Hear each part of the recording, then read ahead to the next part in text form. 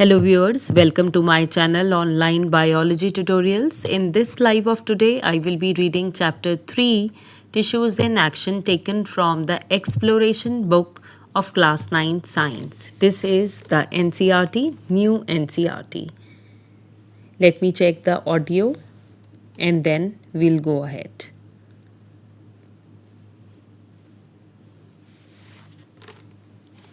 Yes, my voice is very much clear.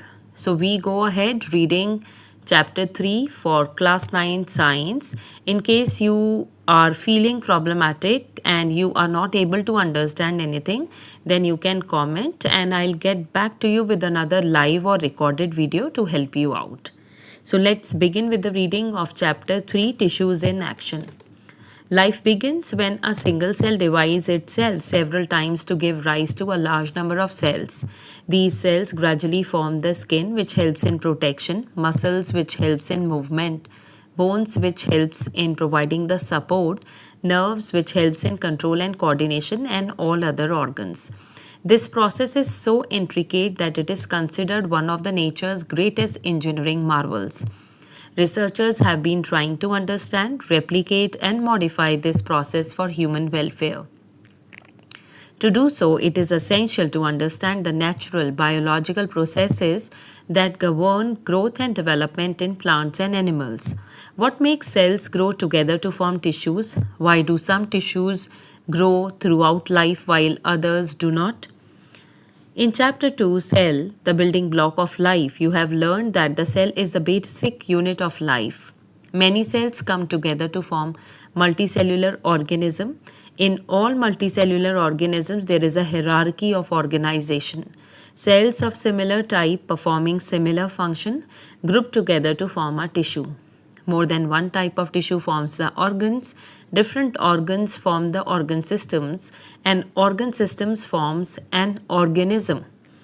In unicellular organisms such as amoeba, a single cell performs all the functions of life. In multicellular organisms like plants and animals, different groups of cells perform different functions. A tissue is a group of cells similar in structure that work together to perform a specific function.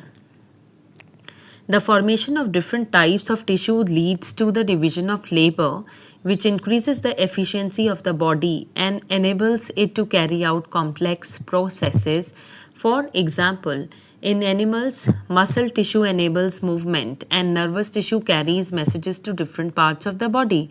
In plants, conducting tissues such as xylem transports water and minerals, while phloem transports the food. Why are plants and animal tissues different? In chapter 2 Cell, the building block of life, you compared plant and animal cells and studied the major differences between them. Most plants are fixed in one place and do not move from place to place like animals. They need support to stay firm and upright. Plant cells have a cell wall that provides rigidity and strength. In general, animals can move, although some, such as sponges, are immobile.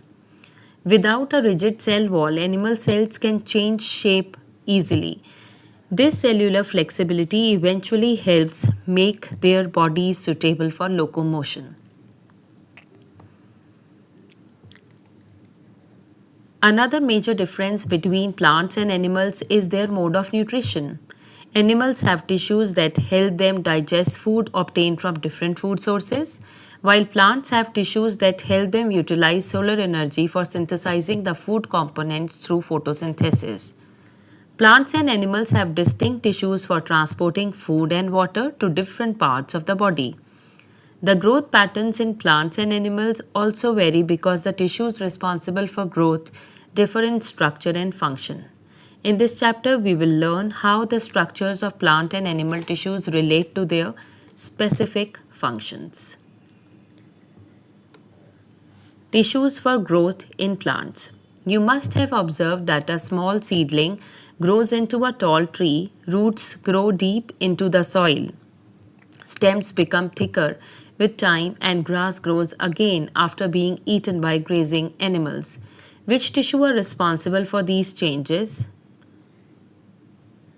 Plants grow in different ways. Increase in length, means height of the stem and depth of the roots.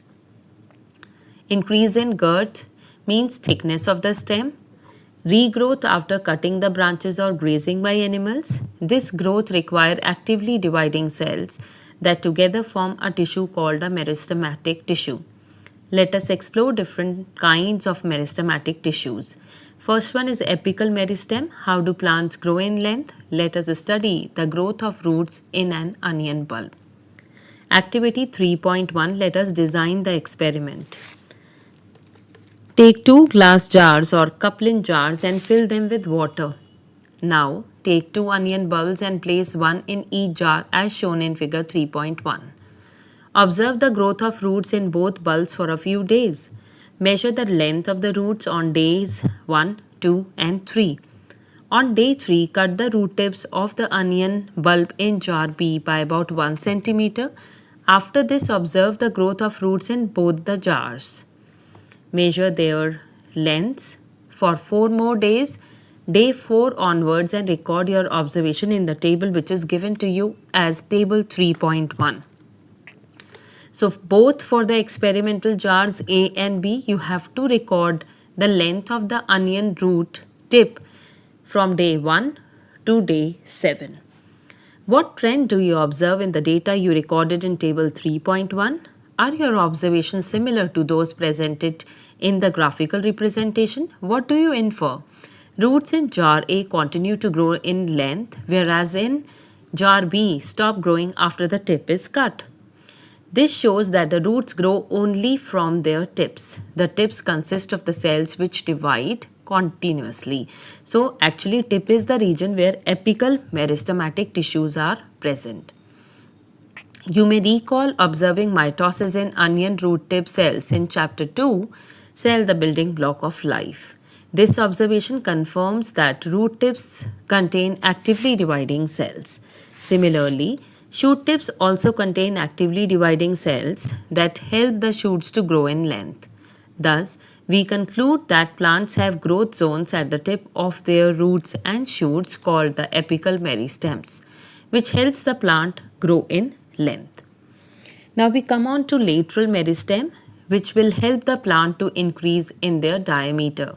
And the diametric growth is referred by the term girth. That's why here it is written, how do plants grow in girth?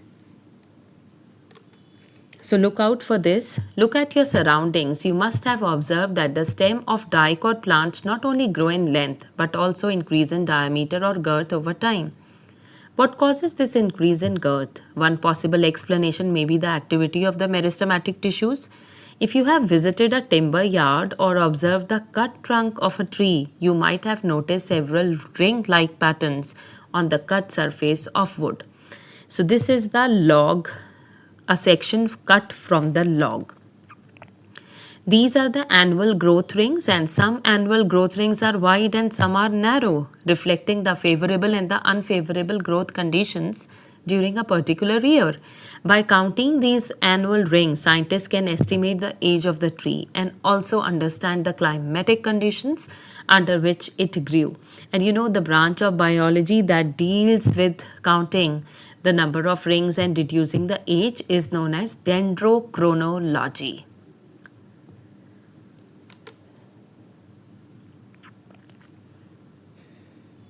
The increase in girth occurs due to the presence of actively dividing cells arranged in a ring in the stem. These cells divide and produce new cells inside and outside in a concentric manner, leading to the increase in the diameter of the stem. The meristematic tissue is called the lateral meristem. Intercalary meristem. How do plants grow after being cut? We have learned that meristematic tissues are present at the tips of roots and shoots.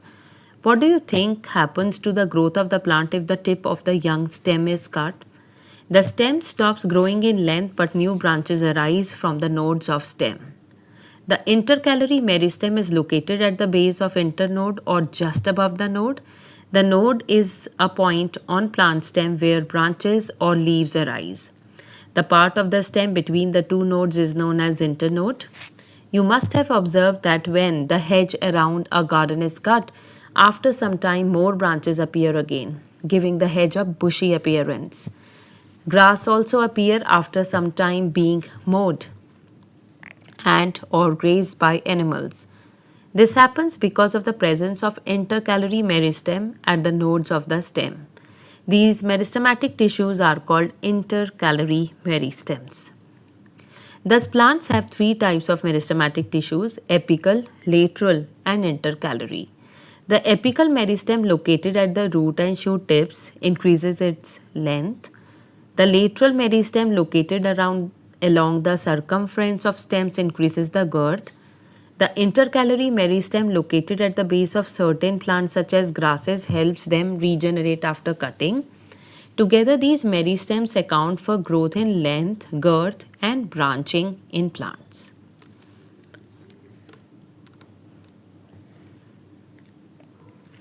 The cells of the meristematic tissues are small, have thin walls, a large and a prominent nucleus, and dense cytoplasm with many organelles. Vacuoles are generally absent, and the cells are tightly packed with little or no intercellular space. These characteristics of meristematic tissue allow them continuous and rapid cell division. Why do you think that the cell of meristematic tissues lack vacuoles? Due to continuous cell division, meristematic tissues adds new cell to the plant body. Some of the newly formed cells remain meristematic while others lose the ability to divide. The cells that lose the ability to divide undergo changes in structure and function and become permanent tissues. These cells become specialized to perform specific functions such as support, transport, or storage. This process by which meristematic tissue becomes specialized to perform specific functions is called differentiation. Meristematic tissue becomes permanent by the process of differentiation. So with this, we have come to an end of the meristematic tissues. Now we will come to the permanent tissues. Examine the transverse section or the TS of the root and or stem and or the vertical section or VS of the leaf of any of the herbaceous plant under a microscope. The internal structure of a TS, which is transverse section of a sunflower stem, as seen under a microscope is shown to you in figure 3.7. What do you observe? Are all the cells similar in shape and size? How many different types of tissues can you identify? What differences do you notice among them? What might be the reason for the presence of different types of cells and tissues? You can see that different group of cells are present in the TS of sunflower stem, and each tissue is specialized to perform a specific function. These are permanent tissues. Permanent tissues can be simple, composed of only one type of cell, or complex, composed of more than one type of cells. Observe the type of tissues given in figure 3.7 based on the pointers provided as follows. So one is protective tissue, which is epidermis, what protects plants from mechanical injury, water loss, harmful microorganisms, and extreme environmental conditions. So these are the functions of epidermis. Epidermis forms the outermost layer of the plant body. It consists of a tightly packed single layer of flat and rectangular cells. It protects all the parts of the plant. These cells are covered with a waxy layer of cutin called cuticle. In some plants living in very dry habitat, the epidermis may be covered by a thick layer of cuticle to reduce the water loss in the process of transpiration by stomata. The cuticle also provides protection against mechanical injury and invasion by parasites. In many plants, hair-like projections arise from epidermal cells. In roots, these projections are called root hair, which increase the surface area for absorption of water and minerals from the soil. In leaves, epidermis contains spores called stomata, which apart from gaseous exchange helps in transpiration. That is, evaporation of water vapors through stomata. Thus, transpiration helps in water transportation by creating a transpiration pull in xylem. Transpiration also helps in elimination of waste from the plant body. Supporting tissue includes the simple permanent tissues, what keeps a plant upright. Why does a fresh twig bend but a dry twig break? Why are seed codes hard and how do aquatic plants float? These functions are carried out by supporting tissues. There are three types of supporting tissues or simple permanent tissues, and they are pronounced as parenchyma, collenchyma, and sclerenchyma. Each differs in structure and performs supporting functions. So the first one is parenchyma. Parenchyma consists of living cells with thin walls. These cells are loosely packed with intercellular spaces. Parenchyma mainly stores food but also performs photosynthesis in the green parts of the plants. In aquatic plants, specialized parenchyma forms air spaces which helps them to float. Collenchyma consists of living cells with unevenly thickened corners due to pectin. It's a chemical that gives flexibility like rubber, and it is deposited in the angles. The tissue provides support and flexibility, allowing parts of the plant like stems and tendrils to bend without breaking. Sclerenchyma cells have thick walls due to deposition of lignin. Making them hard and strong forms the woody structure. Most of these cells are dead. This tissue is found in stems, leaf veins, and hard coverings of seed and nuts such as coconut husk and walnut shell.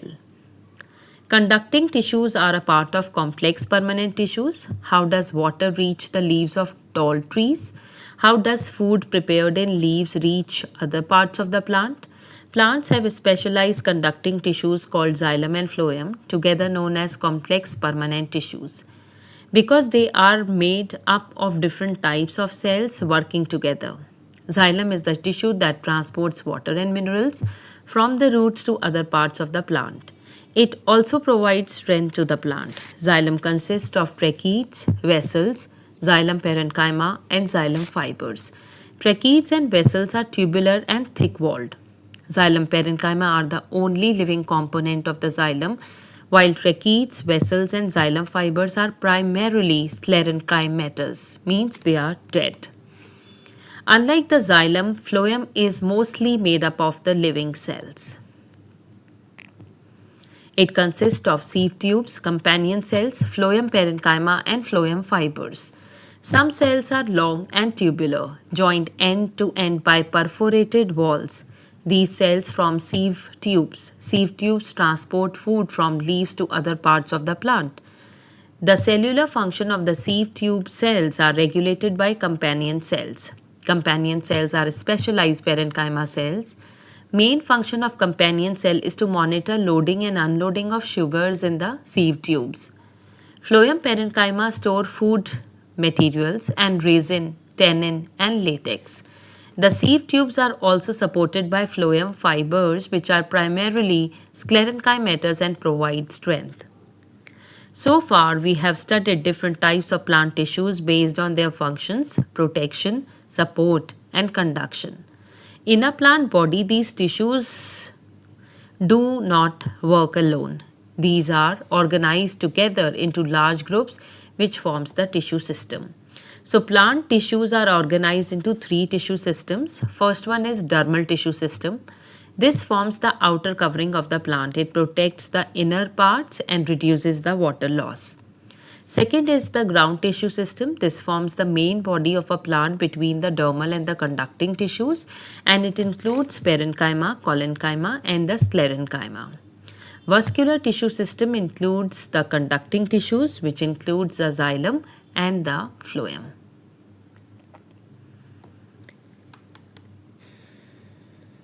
After finishing the plant tissues, we are coming ahead to the animal tissues.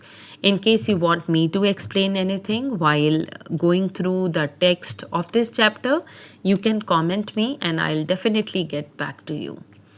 Like plants, animal cells also group together and specialize in performing different functions. These group of similar cells form animal tissues. Let us perform a few simple activities. Blink your eyes quickly. Clench and open your fist. Take a deep breath. Touch something warm or cold. Now think which tissue helps you move, which tissue enables you to sense heat or cold, which tissue allows oxygen to enter the blood, which tissue holds the body together so that the skin does not fall off. Many such questions can be asked, but the answers lie in the diversity of animal tissues which are specially adapted to perform different functions. It is interesting to understand how the structure of an animal tissue suits its specific function. Let us explore different kinds of animal tissues. Each tissue performs a specific function.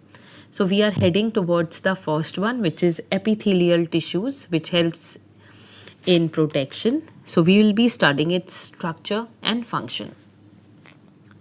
Epithelial tissue forms the outer covering of the body, basically skin, and also lines the internal organs such as mouth, lungs, body vessels, blood vessels, and the intestine. It is composed of closely packed cells with very little space between them. This structure prevents the entry of germs, reduces the water loss, and also helps in the absorption, secretion, and movement of substances. Different types of epithelial tissues are structurally adapted to perform different functions. So, the function is exchange, which helps in rapid diffusion of liquids and gases.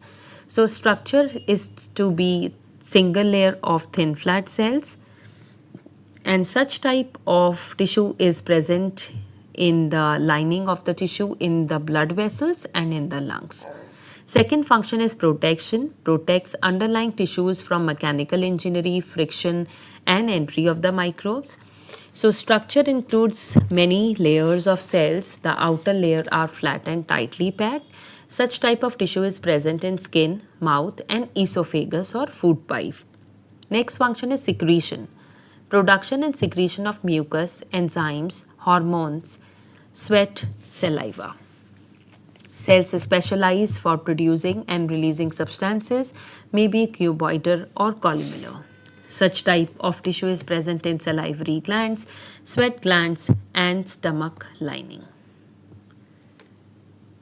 Next function is sensory function, which includes smell, taste, sound, and balance. Specialized receptor cells having hair-like cilia. Such type of tissue is present in nostrils, taste buds, and the inner ear. The function of absorption, which includes efficient uptake of nutrients and water, single layer of tall pillar-like cells, often with hair-like structure. Such type of a tissue is present lining the small intestine. How are various parts connected in our body? You have read that blood connects different parts of the body by transporting nutrients, gases, hormones, etc. In the same way, bones connect and support the body from head to toe. A tissue that connects and supports other tissues is known as a connective tissue. Both blood and bones are connective tissues. Though both are connective tissues, they differ in composition and consistency. Blood is fluid while bone is hard. This difference is due to the matrix, which is watery, soft, and jelly-like in the blood, but hard, solid, and rigid in the bones. So, activity 3.2. Let us understand further. Recall everyday experiences given in the first column. So, there are experiences like when you get a small cut on your skin, when you get a skin infection, or when you exercise or run. So, when you observe a cut on your skin, you observe that red blood oozes out from the cut. A clot is formed after some time. So question is, what causes the blood to clot? Next question is, when you get a skin infection, the area actually turns red and perhaps slightly swollen. You may have a fever. So what are the questions related to this? Once you go towards this chapter, it will be easy for you to answer. When you exercise or run, you breathe faster. Your face may turn red because of the blood supply, right? Because more blood is supplied, that is why face looks red. More aerobic respiration is going on, but ultimately it has to be anaerobic because whatever amount of oxygen you require, you are not getting that. The everyday experiences mentioned above are related to the blood.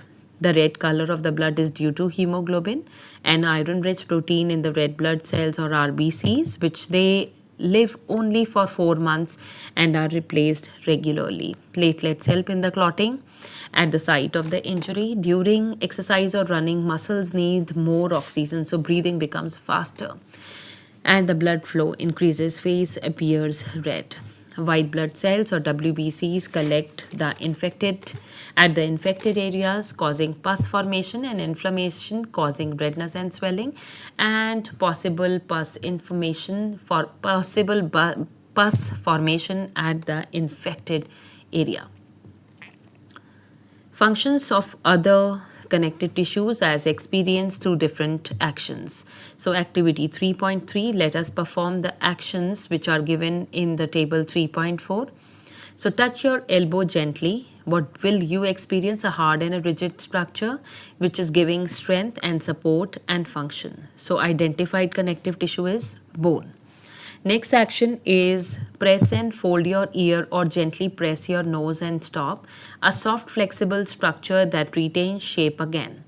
So function of this is providing flexibility and cushions the end of the bones for shock absorption. So identified connective tissue is cartilage. Next action is touch your forearm muscles and wiggle your fingers. You will feel movement in the forearm even though fingers are far away. Function is connects muscle to bone and thus brings about movement.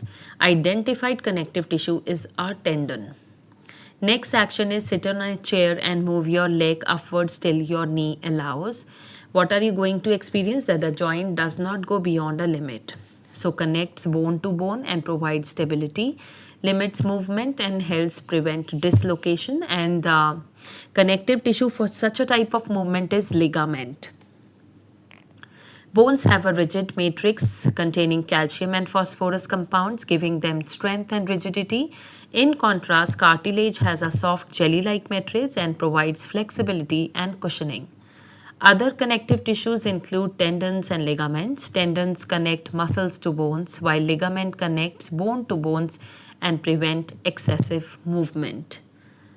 You might have heard about the term sprain, quite commonly used while sportsmen are playing, right? So sprain is actually the overstretching of the ligament only.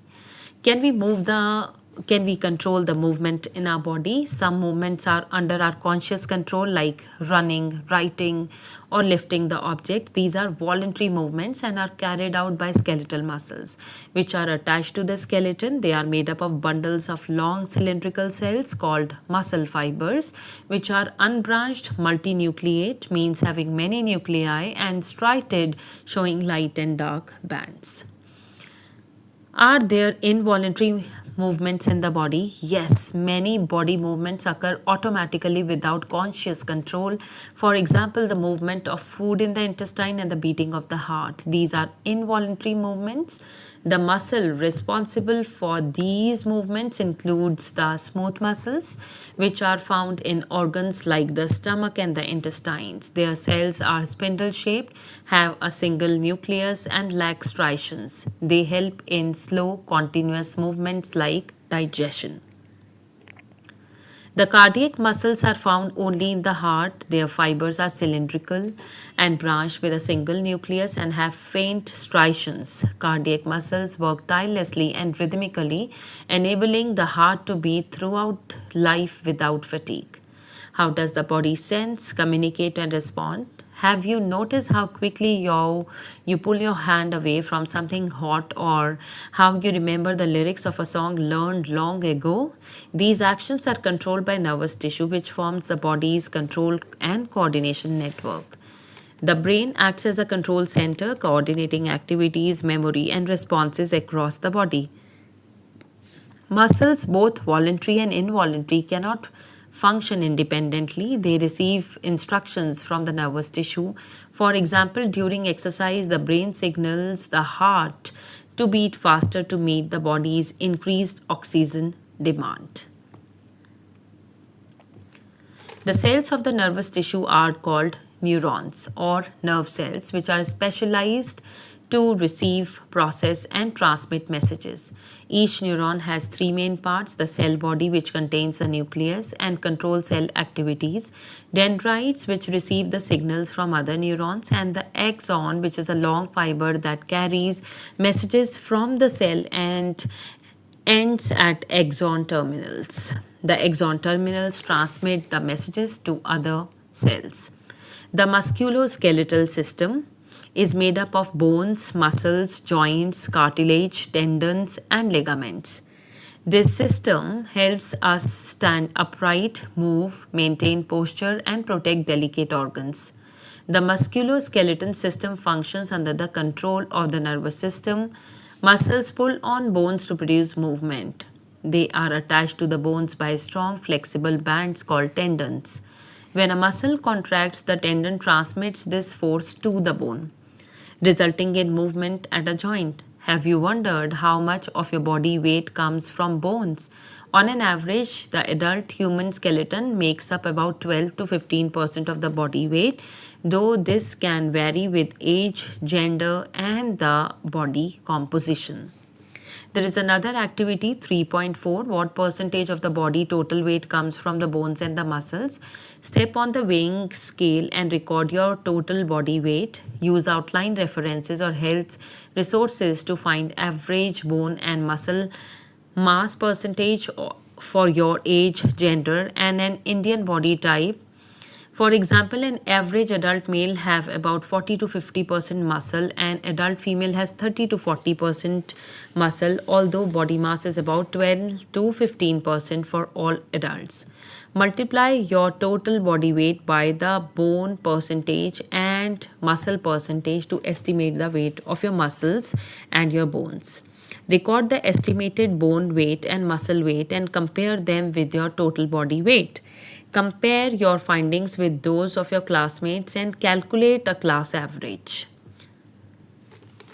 Discuss why do bone and muscle mass differ between the individuals and how do they contribute to the overall body weight.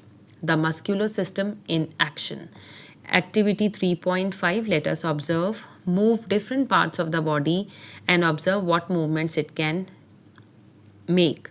So you need to use the body parts like elbow, shoulder, knee, neck, fingers, toes, and wrist.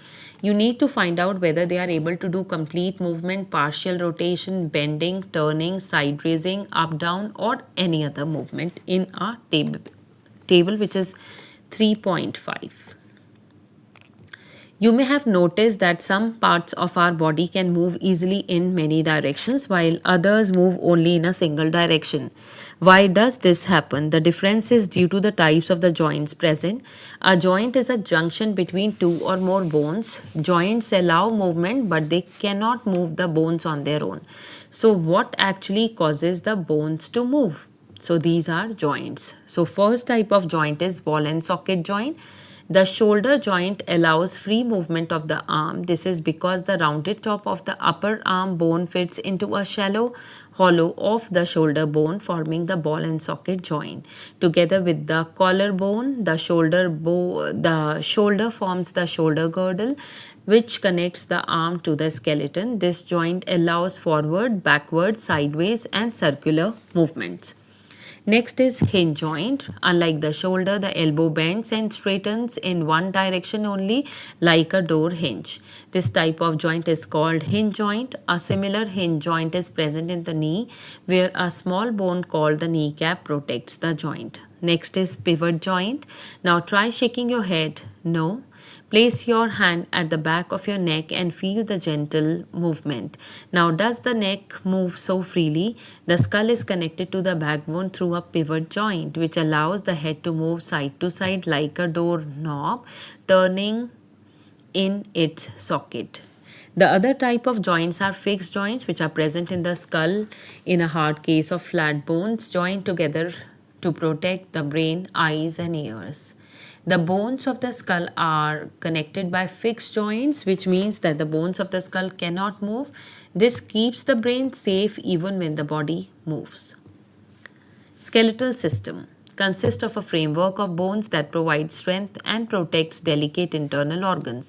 It includes the skull, vertebral column, and rib cage. From the base of the skull, it extends a flexible column called the backbone or vertebral column spine, made up of a series of small bones called vertebrae. It supports the body and helps us stand upright. Between each vertebra is a cartilage disc which acts as a cushion and allows flexibility so we can bend and twist without injuring the internal spinal cord. Can you feel the bones under your chest? These are ribs. You have 12 pairs of ribs and together they form the rib cage. The rib cage acts like a protective cage to protect the vital organs such as heart and lungs. But you may wonder, how can such a strong cage move and why does it need to move? The ribs are attached to the spine at the back and to the breastbone sternum in the front. This is joined by flexible cartilage. This flexible cartilage allows the rib cage to expand and contract during the breathing. This movement increases and decreases space in the chest, allowing air to move in and out of the lungs. Injury to the ribs can make breathing painful and quite difficult. So activities, this activity has to be learned and done on your own. I'm just reading at a glance, which is the summary of the chapter. Tissues are a group of similar cells that work together to perform specific functions. Different tissues coordinate with one another to perform life processes in plants and animals. Plant tissues are broadly classified into meristematic and permanent tissues depending on their ability to divide. Functionally, plant tissues can be categorized as protective tissues, supporting tissue, and conducting tissue. Permanent tissues may be simple, made up of only one type of cell, or complex, which are made up of more than one type of cell. Simple permanent tissues includes parenchyma, collenchyma, and sclerenchyma. Complex permanent tissues include xylem and phloem that transport water and food respectively to all the parts of the plant. Animal tissues are mainly of four types: epithelial, connective, muscular, and nervous tissues. Epithelial tissue forms the outer covering of the body or protective lining to internal organs to provide protection and other functions. Connective tissue connects and supports various organs and tissues of the body. Muscular tissue produces voluntary and involuntary movements for locomotion and other movements in the body. Nervous tissue consists of neurons to receive and transmit impulses and help regulate body activities. Skeletal tissues protect organs and provides the support. In our body, movement occurs by the coordination of the muscles and bones, musculoskeletal system under the control of the nervous system. So with this, we have come to an end for the reading of Chapter 3, Tissues in Action, taken from Class 9 Science book, Exploration. Stay connected. I'll be back with Chapter 4 tomorrow.